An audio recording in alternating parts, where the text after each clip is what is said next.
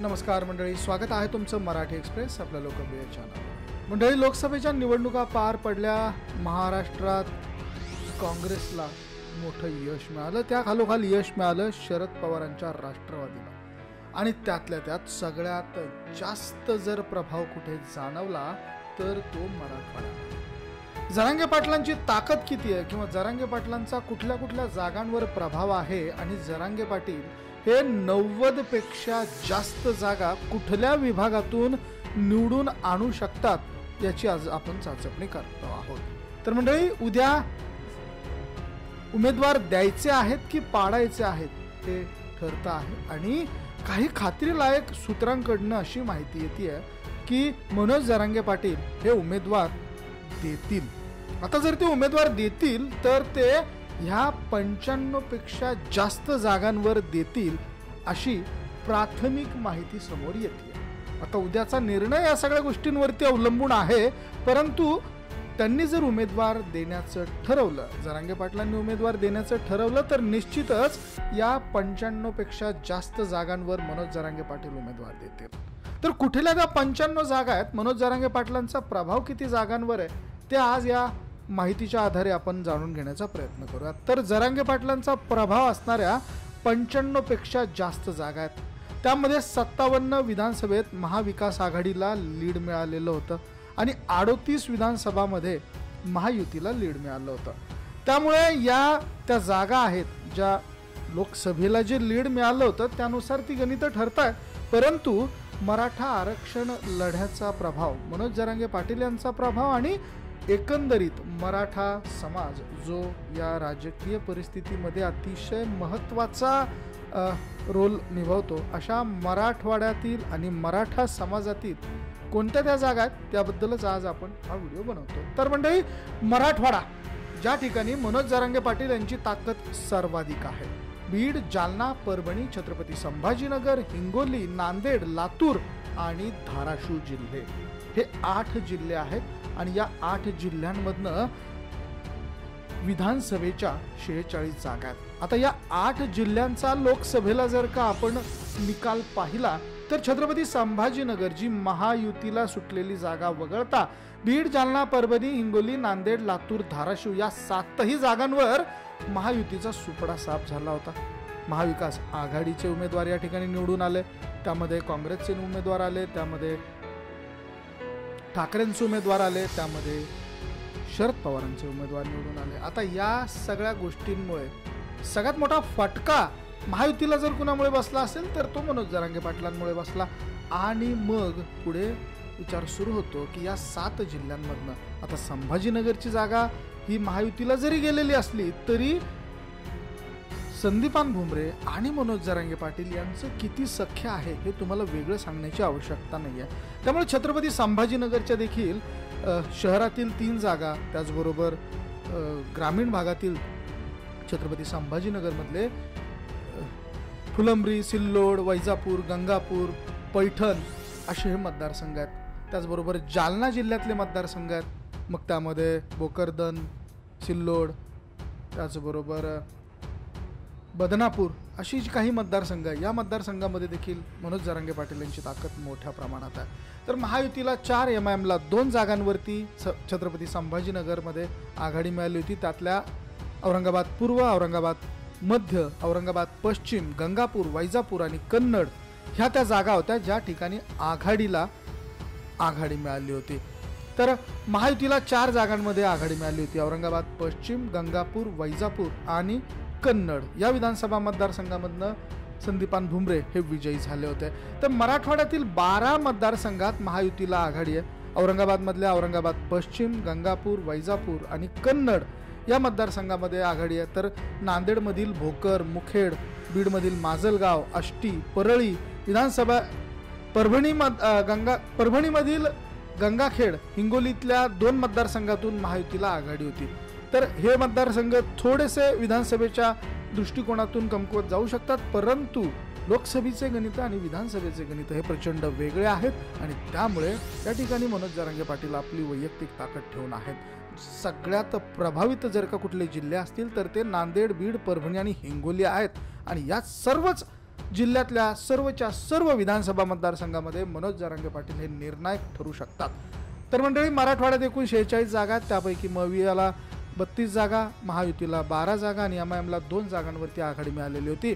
तर उत्तर महाराष्ट्र आणि पूर्व विदर्भाचा जो भाग आहे त्यामध्ये नाशिक, संभाजीनगर, अहिल्यानगर, अहमदनगर, बीड, जालना, परभणी, हिंगोली, नांदेड, लातूर, धाराशिव, सोलापूर आणि सातारा या जिल्ह्यांमधनं मनोज जरांगे पाटील मोठ्या प्रमाणात उमेदवार देणार म्हणजे देणार।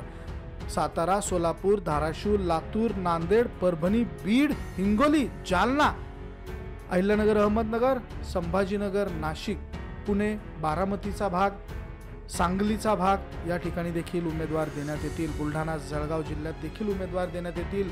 मुंबई भागात ठाणे, पालघर, रायगड या ठिकाणी देखील मनोज जरांगे पाटील यांचा मोठा चाहता वर्ग आहे। व असं म्हणायला पाहिजे की पुण्यामध्ये आणि मुंबईमध्ये मराठवाड्यातून शिफ्ट झालेला खूप सारा वर्ग आहे जो मनोज जरांगे पाटील यांना मानणारा वर्ग आहे। तर मराठवाड्यात छत्रपती संभाजीनगर, जालना, बीड, परभणी, हिंगोली, नांदेड, लातूर आणि धाराशिव या जिल्ह्यांमधील 46 मतदारसंघामध्ये प्रचंड मोठा प्रभाव मनोज जरांगे पाटील यांचा आहे। तर मंडळी, नगर जिल्ह्यातल्या जर का आपण काही परिस्थिती पाहिली तर नगर जिल्ह्यामध्ये 12 जागा आहेत। या 12 जागांवर देखील मनोज जरांगे पाटील यांचा मोठ्या प्रमाणात प्रभाव आहे। सोलापूर जिल्ह्यातल्या 11 जागा आहेत। सातारा जिल्ह्यातल्या मान, खटाव, फलटण या पूर्व भागातल्या 2 जागा आहेत। सांगलीच्या जत, खानापूर, आटपाडी या धनगर समाज बहुल जागा आहेत। या जागा जर का वळगळल्या तर सांगलीत देखील मोठ्या प्रमाणात मनोज जरांगे पाटील यांची ताकद आहे। पुणे जिल्ह्यातल्या माळी धनगर मतांचा प्रभाव असणाऱ्या किमान 9 जागा आहेत। पुण्यामध्ये खूप साऱ्या जागा आहेत, त्यापैकी 9 जागा अशा आहेत की ज्या ठिकाणी माळी आणि धनगर मतांचा प्रभाव हा जाणवू शकतो। त्यामुळे मनोज जरांगे पाटील आणि मराठा समाजाच्या उमेदवाराला या ठिकाणी काही अंशी माघार ही बघायला मिळू शकते। नाशिक जिल्ह्यातल्या किमान 5 अशा जागा आहेत ज्या जागांवरती मनोज जरांगे पाटील यांचे उमेदवार हे प्रभावी ठरू शकतात, पुढे असू शकतात। तर जळगाव जिल्ह्यातल्या किमान 9 मतदारसंघामध्ये मनोज जरांगे पाटील यांचे उमेदवार हे निश्चितच चांगली कामगिरी करतील। तर विधानसभेच्या 46 मतदारसंघापैकी मराठवाड्यातल्या विधानसभेच्या 46 मतदारसंघापैकी महाविकास आघाडीला 32 विधानसभामध्ये लीड होती, तर महायुतीला आणि एमआयएमला मिळून इतर मतदारसंघामध्ये लीड होती। 14 विधानसभेमध्ये महायुतीला लीड होती। तर ही जी 32 जागांची जी लीड आहे ते तर अतिशय निर्णायक आहे। त्या ठिकाणी तर मनोज जरांगे पाटील मोठ्या प्रमाणात प्रभाव टाकतील, परंतु महायुतीच्या ज्या 14 जागा होत्या यावर देखील मनोज जरांगे पाटील यांचे उमेदवार हे मोठ्या प्रमाणात चांगली कामगिरी करतील। तर मंडळी, परभणी जिल्ह्यातल्या जिंतूर विधानसभा, परभणी विधानसभा, गंगाखेड विधानसभा, पाथरी विधानसभा या मतदारसंघाचा यामध्ये समावेश होतो। बीड जिल्ह्यातल्या गेवराई विधानसभा, माजलगाव विधानसभा, आष्टी विधानसभा, केज विधानसभा, परळी विधानसभा या मतदारसंघाचा समावेश यामध्ये होतो। धाराशिव जिल्ह्यातल्या उमरगाव विधानसभा, तुळजापूर विधानसभा, उस्मानाबाद विधानसभा, परंडा विधानसभा या मतदारसंघाचा समावेश या विधानसभा यादीमध्ये निश्चितच होतो। तर नगर जिल्ह्यातल्या शेवगाव विधानसभा, राहुरी विधानसभा, पारनेर विधानसभा, अहमदनगर शहर विधानसभा, श्रीगोंदा विधानसभा, कर्जत विधानसभा या मतदारसंघामध्ये देखील मनोज जरांगे पाटील मोठ्या प्रमाणात आपली ताकद ठेवून आहेत। तर नगर जिल्ह्यातल्या ह्या त्या विधानसभा आहेत मंडळी, आणि नगर जिल्ह्यातल्या धनगर आणि वंजारी समाजाचं समीकरण हे काही ठिकाणी नगर जिल्ह्यामध्ये मोठ्या प्रमाणात पाहायला मिळतं। त्यातल्या शेवगाव, कर्जत, जामखेड, श्रीगोंदा आणि संगमनगर हे विधानसभा मतदारसंघ असे आहेत की या ठिकाणी धनगर आणि वंजारी समाजाचं समीकरण हे मोठ्या प्रमाणात चालतं। आणि जातीय समीकरणांचा जर आपण विचार केला तर शेवगाव, श्रीगोंदा, कर्जत, जामखेड आणि संगमनेर या विधानसभा क्षेत्रामधनं मोठ्या प्रमाणात फायदा हा वंजारी आणि धनगर समाजातील उमेदवारांना झाल्याचं याआधी बघायला मिळालेलं आहे। तर सातारा जिल्ह्यातील मान या विधानसभा मतदारसंघामध्ये जयकुमार गोरे जे आहेत ते माळी समाजाचे असल्यामुळे महायुतीला या ठिकाणी लीड मिळालं होतं। निश्चितच साताऱ्यामधनं मनोज जरांगे पाटील यांच्या उमेदवाराला मानमध्ये थोडीशी पिछेहाट बघायला मिळू शकते, परंतु परिस्थिती लोकसभेची आणि विधानसभेची प्रचंड वेगळी असते, त्यामुळे सांगता येणं अतिशय कठीण आहे।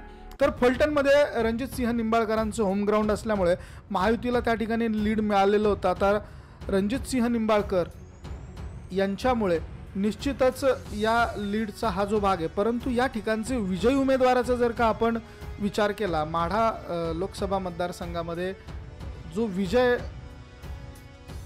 मोहिते पाटलांनी खेचून आणलेला आहे त्या विजयाचं समीकरण जर आपण पाहिलं तर निश्चितच या ठिकाणचे निकाल देखील बदलू शकतात। तर सातारा जिल्ह्यामधल्या वाई, सातारा, कोरेगाव, कराड, फलटण, कराड दक्षिण, फलटण आणि मानखटाव या विधानसभा मतदारसंघांचा समावेश निश्चितच मनोज जरांगे पाटील यांच्या प्रभावातील मतदारसंघांमध्ये केला जातो। तर सोलापूर जिल्ह्यामध्ये तब्बल 11 विधानसभा मतदारसंघ आहेत मंडळी, यांनी 11 विधानसभा मतदारसंघामध्ये शहराचा काही भाग सोडला आणि जो कर्नाटक बाउंड्रीशी लागलेला काही भाग जर सोडला तर निश्चित मोठ्या प्रमाणात ताकद ही मनोज जरांगे पाटील यांची आहे। आणि तुम्हाला एक नवीन अपडेट या माध्यमातून द्यायची आहे की सकल मराठा समाजाच्या वतीने सोलापूर जिल्ह्यातल्या 11 विधानसभा मतदारसंघामध्ये उमेदवार देण्याची तयारी ही पूर्ण झाल्याची बातमी आजच आलेली आहे। त्यामुळे सोलापूर देखील मनोज जरांगे पाटील आणि सकल मराठा समाज हा मोठ्या प्रमाणात काबीज करणार यात शंका नाही। तर सांगली जिल्ह्यातील विधानसभा शिराळा, इस्लामपूर, सांगली, मिरज, कवठे महांकाळ, तासगाव, पलूस, कडेगाव, खानापूर आणि जत मधून महायुतीला तर खानापूर आटपाडीमधून अपक्ष विशाल पाटलांना लोकसभेला लीड मिळालेलं होतं। तर सांगली जिल्ह्यातल्या जत आणि खानापूर आटपाडी भागात धनगर समाजाचा मोठ्या प्रमाणात प्रभाव असल्याचं अजूनही पाहायला मिळत आहे। तर बारामती लोकसभा भोर, खडकवासला, पुरंदर, बारामती, दौंड आणि इंदापूर या मतदारसंघात लोकसभेच्या मतदारसंघात भोर, खडकवासला, पुरंदर, बारामती, इंदापूर आणि दौंड ही विधानसभाची क्षेत्र येतात आणि या भोर आणि या भागात धनगर समाजाची मतं ही निर्णायक समजली जातात। त्यामुळे मनोज जरांगे पाटील यांच्या इतर मतदारसंघामध्ये मोठ्या प्रमाणात उमेदवारांना मोठ्या प्रमाणात चांगलं काम करण्याची संधी या ठिकाणी आहे। तर शिरूर लोकसभा मतदारसंघाचा जर आपण विचार केला तर जुन्नर, आंबेगाव, खेड, आळंदी, भोसरी, हडपसर आणि शिरूर असा मिळून हा लोकसभेचा मतदारसंघ आहे। माळी समाज या मतदारसंघात तुल्यबळ आहे। या ठिकाणाहून अमोल कोल्हे हे माळी समाजाचे खासदार नुकतेच निवडून आलेले आहेत। शरद पवार गटामध्ये त्यांनी प्रवेश केला आहे, परंतु शरद पवारांचं आणि जरांगे पाटलांचं समीकरण काही मंडळी लावण्याचा प्रयत्न करतात आणि तसं समीकरण जर का पुन्हा एकदा विधानसभेच्या वेळेस लावण्याचा प्रयत्न करण्यात झाला तर शिरूर मधून देखील मोठ्या प्रमाणात मराठा समाजाला चांगली ताकद ही राष्ट्रवादी शरदचंद्र पवार गटाच्या वतीने मिळण्याची शक्यता आहे।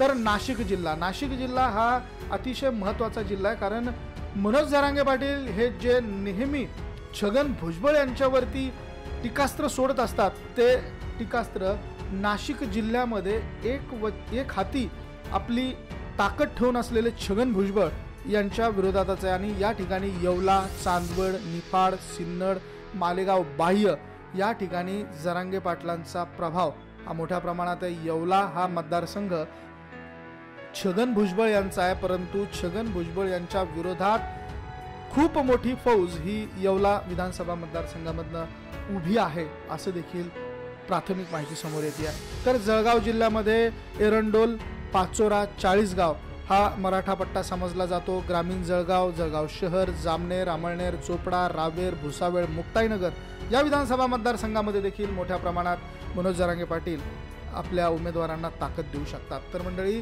मनोज जरांगे पाटील यांचा प्रभाव असणाऱ्या जळगाव जिल्ह्यातील 9 पैकी 9 विधानसभेमध्ये महायुतीला लीड मिळालेलं होतं। त्यामुळे या ठिकाणच्या एरंडोल, पाचोरा आणि चाळीसगाव या विधानसभा क्षेत्रामध्ये मनोज जरांगे पाटील उमेदवार देण्याचा विचार करतील।